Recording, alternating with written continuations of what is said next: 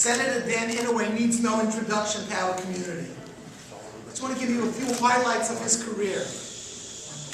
Daniel Inouye, the second most senior senator, is known for his distinguished record as a legislative leader and his distinguished record during World War II. He was with the 442nd Regimental Combat Team. He earned the Medal of Honors, Chairman of the Senate Appropriations Committee, and of the Senate Defense Appropriations Subcommittee. He's been able to focus on defense matters that strengthen national security and enhance the quality of life for military personnel and their families. This reflects on the hope for a more secure world. He has become the first chairman of the Senate Select Committee on Intelligence in 1976. He served as the third-ranking leader among Senate Democrats as Secretary of the Democratic Conference from January 79 through 1988. Senator Inouye believes among the fundamental rights and liberties which this country was founded is the right for religious freedom. Fleeing persecution based on their religious beliefs, the ancestors of the founding fathers came to this new land seeking the freedom to practice their religion and to worship as they chose. Later, the assurance of that same freedom was secured for future generations in the United States Constitution. It preserves our right to practice religion as we see fit. Whether on the combat field or on the floor of the legislature, Daniel Inouye has fought to preserve the civil liberties and equality of opportunity that define our democracy. It is a great honor and privilege to introduce this great friend of our community, Senator Inouye.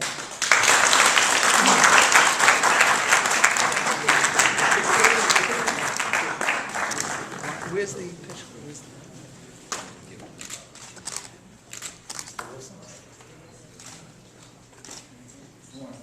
That's yours. That's my father.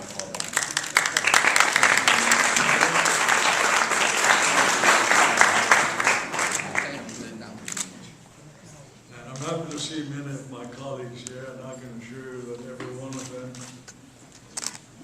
support a strong Israel. I suppose some of you are wondering why a Japanese American is being honored by an organization. In September of 1945, I was in a hospital recovering from my wound in the war.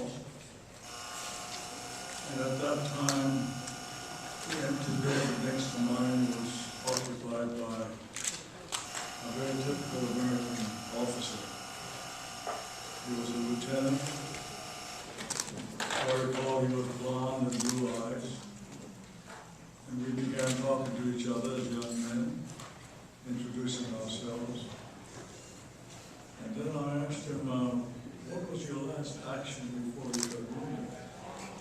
He said, well, my outfit liberated a prison camp.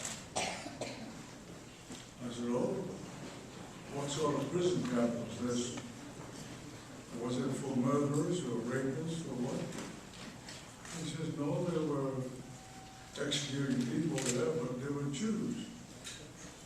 I said, what did these Jews do? And his answer has haunted me all these years. Well, you know, people don't like Jews. That was the rationale for the massacre. And right there and there, I decided that I should learn something about Jews, because where I was brought up in Hawaii, this may be unbelievable, but there wasn't a single person who I could recall coming up to me and saying, I'm a Jew. In fact, the only time I heard of the word Jew was in Sunday school, when repeatedly Sunday school teachers would tell us, and Jesus Christ was killed by the Jews. So more than ever, I decided to look into this. And then, studying the history, I found, for example, that when the first crusade was about to begin, the Pope called upon the barons of Europe and said, I want you to go out and liberate God's country. But before you do, sanctify yourselves. And the way you sanctify yourself is to kill a Jew. As a result, history shows that before the Crusades went on, there were more Jews killed in Europe than people were killed in the Middle East. And along the way, I met a fellow called Zev Wilson. I've known him for about 50 years. And if I'm not mistaken, he spent more of his personal money for education in Israel than any other American I'm aware of. He has built schools, campuses, provided scholarships, and I'm happy to learn that you are honoring him. That is the major reason I'm here today. Because Zev is a good man, and I'm sorry he's ill, but his son, Rabbi Abraham, is here. Where is he?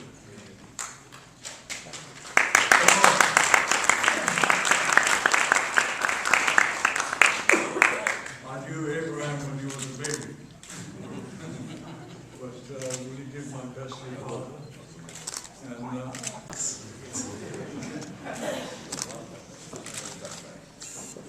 Merci, Avram.